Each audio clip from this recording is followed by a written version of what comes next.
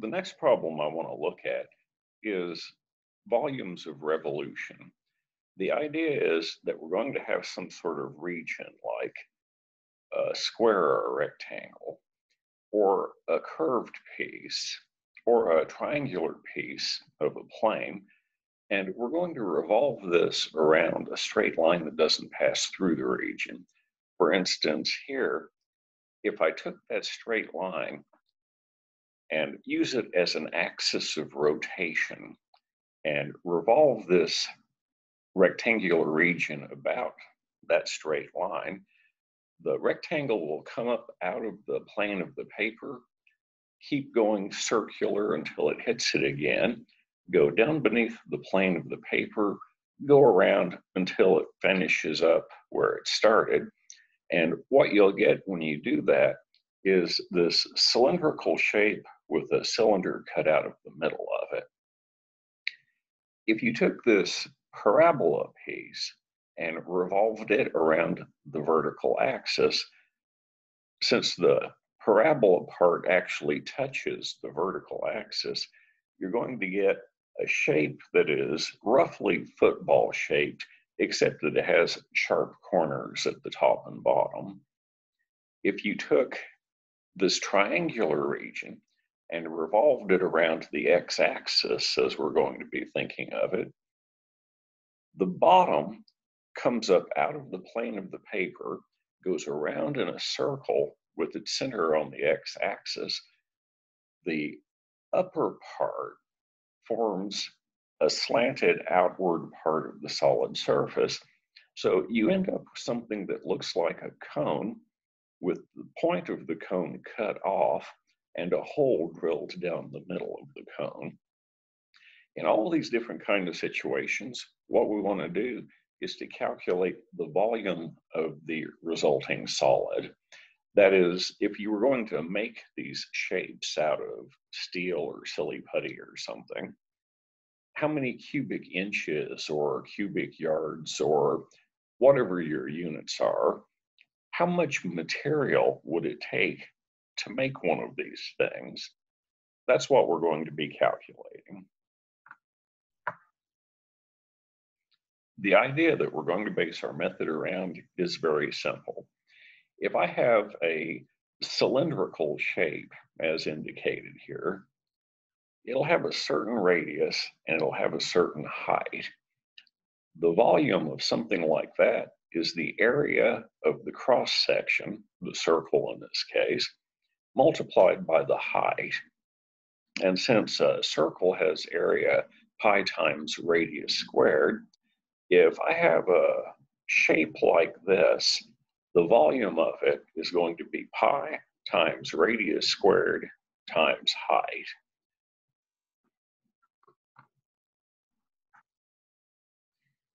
It's probably easiest to just go on and jump into an example. So I'm going to look at the graph of y equals 2x, which is a straight line of slope 2 that passes through the origin. I'm going to start at x equal 1, end at x equal 3, and think about the region in the first quadrant that's below that straight line, this region. Think of taking that region and revolving it around the x-axis, and what you'll get is a piece of a cone. If it had gone all the way from 0 to 3, you would have gotten the entire cone. But here, starting at x equal 1 and ending at x equal 3, we get a chunk of a cone. The idea that we're going to pursue is very similar to the area calculations that we've previously done. We're going to chop the range of x values from 1 to 3 up into many much smaller subintervals. We're going to think about the volume that comes from each one of these subintervals, add them up, and then take the limit as the size of the delta x's all tend to 0. So I'm going to just think about this one chunk that goes with subinterval number I. It has width delta xi. If I took this and revolve it around the x-axis, it's going to form one of these disks. The perpendicular height of the disk will be delta x, and the radius, because of the way the graph is situated, is a representative y coordinate on the straight line. So the radius is going to be 2 times the x coordinate, 2 times ci. The contribution to the volume for that one strip, which generates this one slice, is pi times radius squared times, I might as well go on and say that the height's delta xi. The radius is 2 times ci, and when you square that, the contribution to the total volume from that one little subinterval is 4 pi c sub I squared delta xi. Then, as before, we add up all such contributions to get an approximation to the total volume, and then we take the limit as all of the delta xi's tend to 0. We have to calculate this limit in order to find the volume. This is why we talked about the definition of the definite integral before. That limit is the definition of integral from 1 to 3, 4 pi x squared dx. Now, from our perspective, that's the hard part. That's the part that a computer can't do for you, setting the integral up. If we actually want to calculate the integral, it's a routine calculus 1 problem. 4 pi is a constant, and antiderivative for x squared is x cubed over 3. So then you find your antiderivative, 4 pi over 3x cubed, evaluate it for x equal 3 and x equal 1, and subtract. And we find that the volume of that shape we were looking at is 104 pi over 3 cubic units, or if you prefer decimal, 108.9085. I want to think about a more abstract problem now. I want to find a formula for the volume of a right circular cone.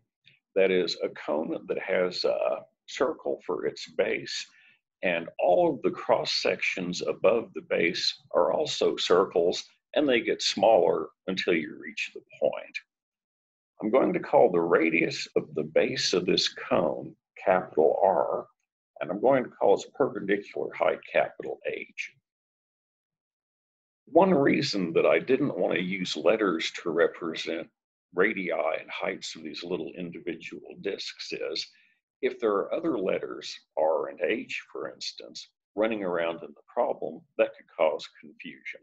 So I generally just draw the picture and write the word radius and write the word height down if I need to. Now, I have to cook up some graph that gives me a region that I can revolve around some line or the other in order to generate the cone that I'm after. Probably the easiest way of doing it is to draw a straight line in the first quadrant. I'm going to make the y-intercept of the straight line capital H, whatever that is, and I'm going to make the x-intercept capital R, whatever that is. When you revolve that shape around the y-axis, you get a right circular cone of height capital H, and radius at the base is capital R. I'm going to need to know a formula for that straight line. If you look at the slope's obviously negative because the line slopes downward. Also, I lose H units of height when I gain R units of horizontal position. So the slope is obviously negative H over R. We already know the y-intercept is at y equals H. So the slope-intercept form for the straight line is just y equals negative H over Rx plus H. It could be that I need to know the x that goes with a y instead of a y that goes with an x. If you take this equation and do algebra to it to rearrange it, it turns out that the x is r minus r over hy. Now, you should do a sanity check on this. If y is 0, so that you're on the x-axis, then this just says that x is equal to r, which is what it's supposed to be. Also, if y is equal to h, which is up here, then x is going to be r minus, after canceling the h's out, only the r is left. X will be r minus r, which is 0, which is what it's supposed to be. So this convinces me that this actually is the correct formula. When possible, you should do sanity checks of this nature. We're going to revolve this around the y-axis, which will give us the cone that we're after. And I'm going to think of slicing this cone up into pieces in a way that's similar to what we did before, with one important difference. This time, it's not the x-axis that gets chopped up into smaller intervals, it's the y-axis. So every single quantity in my integral has to be expressed in terms of y, because I'm going to end up integrating with respect to y. I want to think about one of these horizontal slices out of my picture here. No matter which slice I'm looking at, x can be 0 and then some bigger things.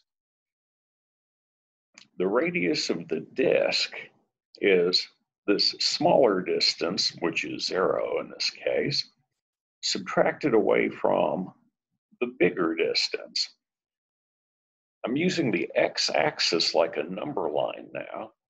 So the radius of my disk is going to be r minus r over hy minus 0. This is why we were talking about distances on number lines before. Select a c in the appropriate subinterval on the y-axis, and the radius of the disk is r minus r over hci. I got to emphasize that the ci is not an x number, it's a y number instead. And y could be anything from 0 up to capital H. The volume that goes with that one slice is pi times radius squared times delta y number I. The Riemann sum is just the sum of these individual contributions.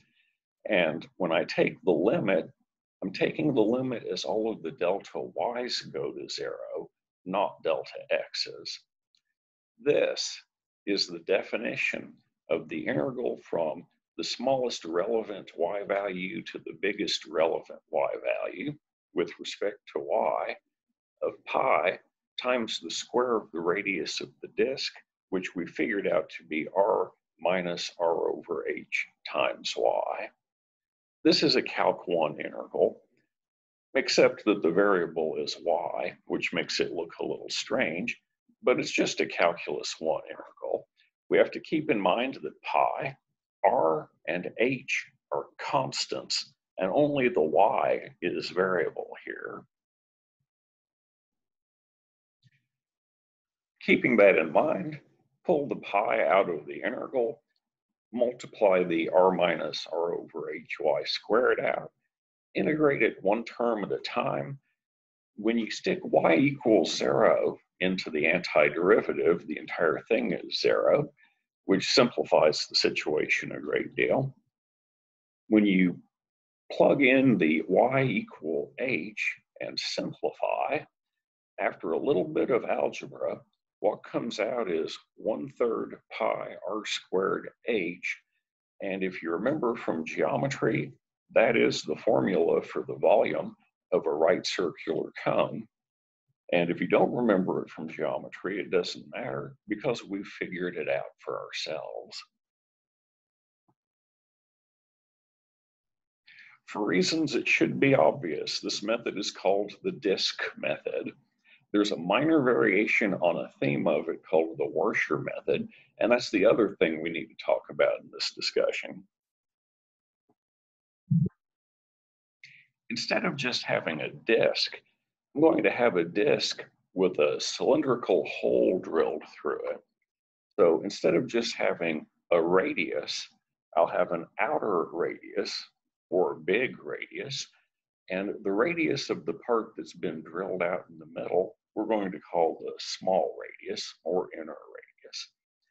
To get the volume of a shape like this, which is called a Warscher, obviously all you have to do is to find the volume of the original disk and subtract away how much volume you removed when you created the inner hole part of it.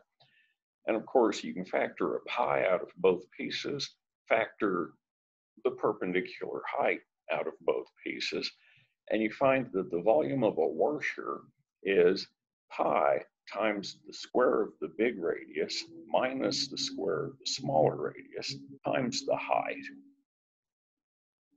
This is going to be the basis of what we'll call the Warscher method. Here's a problem. I want to look at the region in the first quadrant bounded by the coordinate axes and the straight line x plus 2y equals 6. I want to revolve this around a vertical line so that all the x coordinates are equal to 10. And I want to find the volume of the solid generated this way. Firstly, we're going to need to know what the picture looks like, as we'll see in a second. The boundary of the region that we're after, other than the x-axis and the y-axis, is this straight line. To draw a reasonably good graph of it, all I have to do is to know the intercepts. So if x is 0, that says 2y has to be 6 or y is 3. And if y is 0, the equation reads that x equals 6. So getting our hands on the intercepts of a straight line is perfectly straightforward. So we can draw our picture in. The last rightmost point of our region happens at x equals 6. And we're going to revolve this about the vertical line where x is 10. If we think of chopping this up into a bunch of smaller subregions on the y-axis, we're going to have a collection of horizontal strips that we revolve. A typical strip might look like this. We're going to revolve this around this vertical line and get a Warscher shape out of it. I need to know two things. I need to know the small radius and the big radius. This distance, the distance horizontally from the axis of rotation to the rightmost end of my strip, is going to be the small radius. The distance from x equal 10 to the leftmost part of the horizontal strip is going to be my big radius. There is some good news. The big radius is always the distance between x equals 10 and x equals 0 here. So the big radius, that's easy. It's always going to be 10. The small radius is a different question though. The small radius is the difference horizontally from x equals 10 to whatever that x value is. And obviously, if you look at different strips, the right end position of that horizontal strip is going to change depending on which strip you're looking at. So the small radius is going to be 10 minus the x coordinate on that downward sloping line. But everything has to be expressed in terms of y because my integral is going to be in terms of y.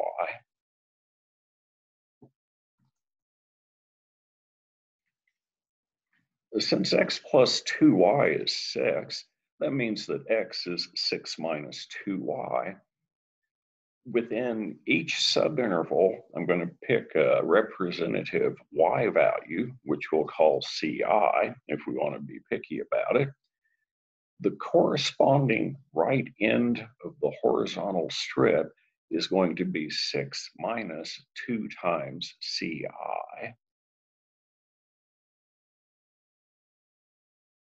The small radius, which we said was going to be 10 minus that biggest x coordinate, will then be 10 minus the number 6 minus 2y, which is 10 minus 6 is 4, minus minus is plus 2y. So in the kind of language we've used before, this small radius is going to be 4 plus 2 times c, number I.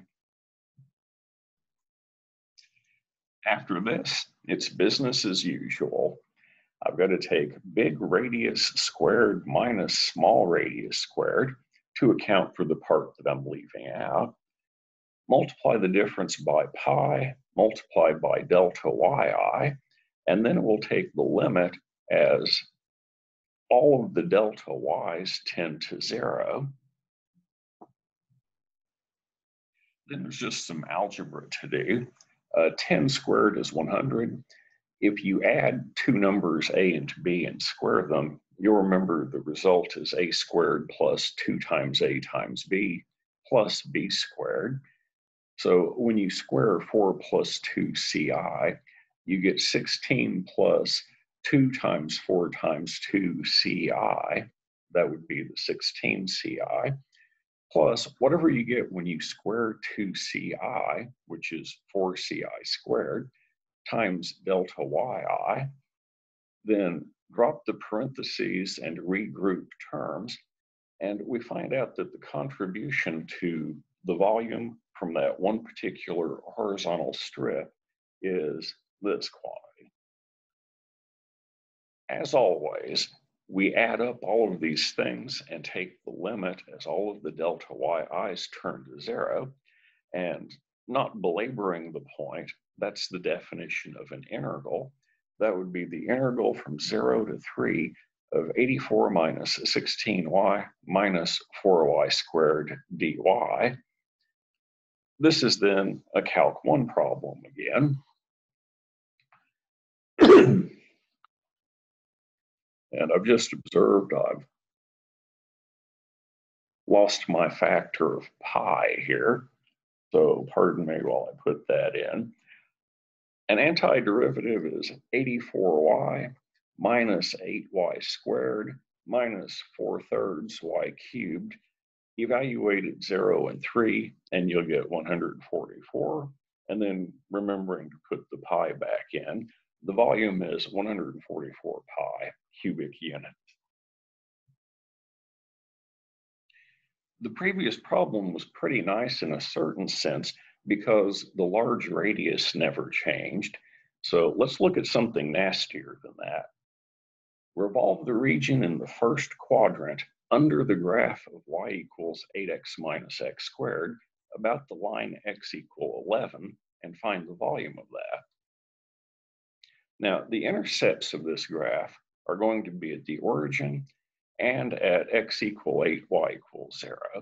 So it's the region above the x-axis underneath this parabolic shape that I'm going to revolve around the vertical line x equal 11. My drawing attempt here, well, it's not good. Try to imagine the top half of a bagel, and that will more or less get the shape correct for you. Now, I'm revolving this around a vertical line, a line parallel to the y-axis. So it makes sense that I'll cut this up into slices by subdividing the y-axis as we did before. So I'm going to think about one of these slices. It'll have a vertical height delta y, and now we've got a problem. Depending on what the y coordinate is, the location of both the ending and beginning of my horizontal strip are going to vary. If I'm up close to the top, the beginning and ending horizontally are going to be very close together. If I'm almost at the bottom, they're going to be almost 8 units apart. And if I'm somewhere in between, it'll be some other number. So the positions of both the beginning and end are going to change. When I say small radius of a strip like this, I'm thinking about the smallest distance from the axis of rotation to, in this case, the right end of this horizontal strip. This distance, the distance from the right end of the interval to x equal 11, is going to be the small radius. And remember that strange business about distances, bigger number minus smaller number. The small radius is going to be 11 minus whatever that x coordinate is. Meanwhile, the big radius, well, that's going to be associated with the left end of the strip, which has the smallest x coordinate. So I'll have to figure out the x coordinates of the left end and then calculate bigger number minus smaller number, 11 minus whatever that smaller x coordinate is, and that's going to be the large radius. If you try to memorize formulas without thinking about what you're doing, this will totally mystify you. You'll mess it up almost every time. The way that you don't mess it up is you just draw the picture like we have here, and life is relatively easy.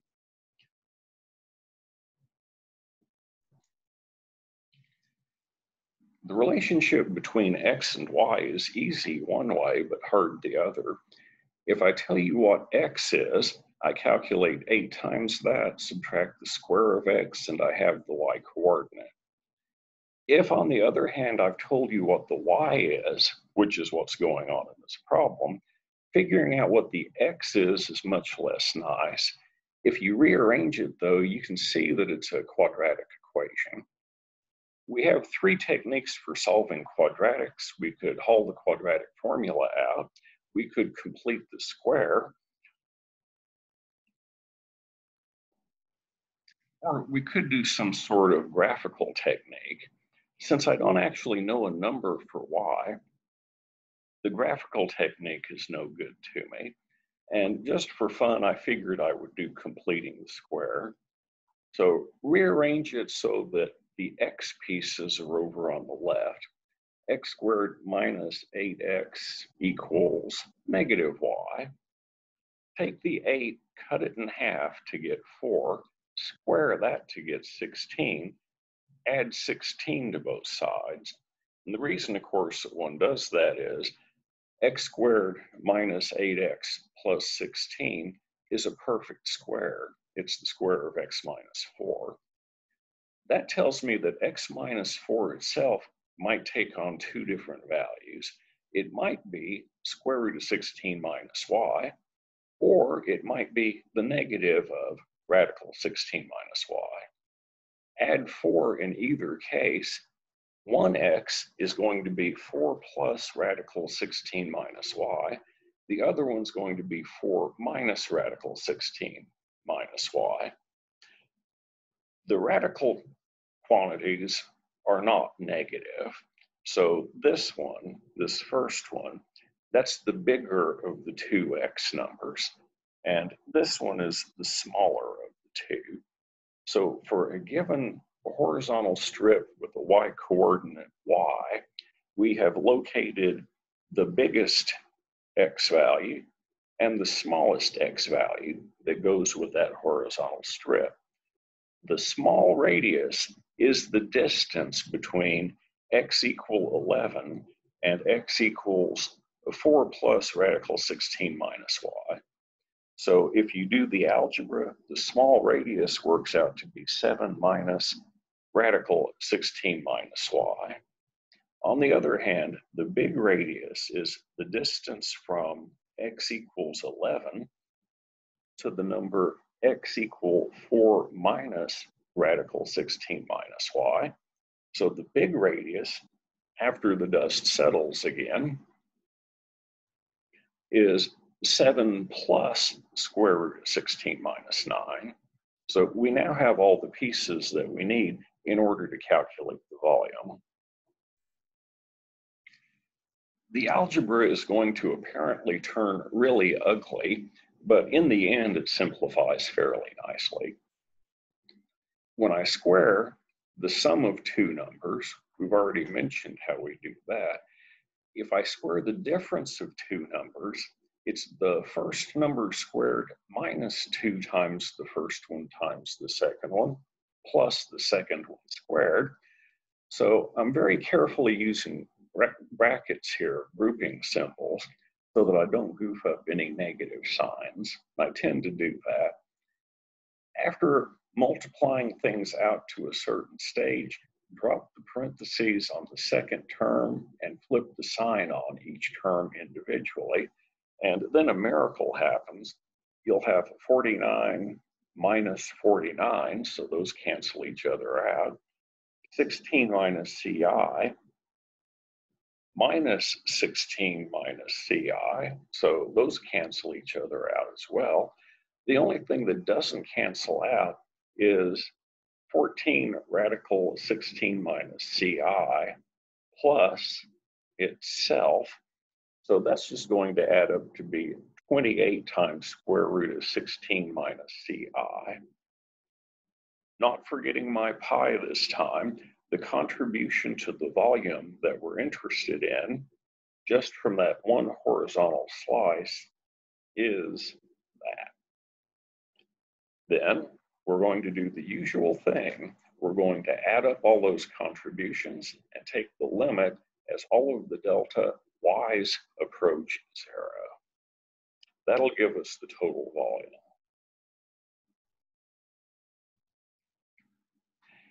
Pull out the 28 pi because it's a constant factor. To get an antiderivative for 16 minus y raised to the 1/2 power, make a u substitution. Make u equals 16 minus y. And working through all the calculus 1 details, an antiderivative works out to be negative 2/3 times the 3/2 power of 16 minus y.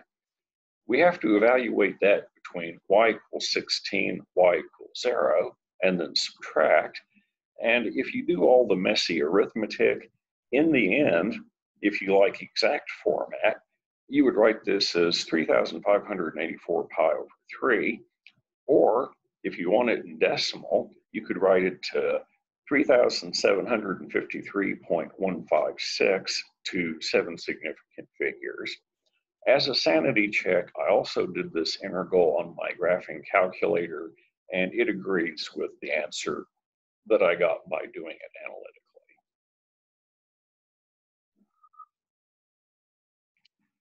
This is the content of the disk and washer method section in the textbook. It turns out there's another way that you can approach calculating volumes of shapes that you obtain by revolving things around axes, but it's based on a completely different philosophy, a completely different way of slicing things up. So in the next lecture, we're going to talk about the shell method, which is another way to calculate these kind of volumes. Sometimes the shell method is easier than the disk washer method. Sometimes it's the other way around. And as always, if we're given a choice, we want to do things in the easiest possible way. So we'll talk about the shell method in the next discussion.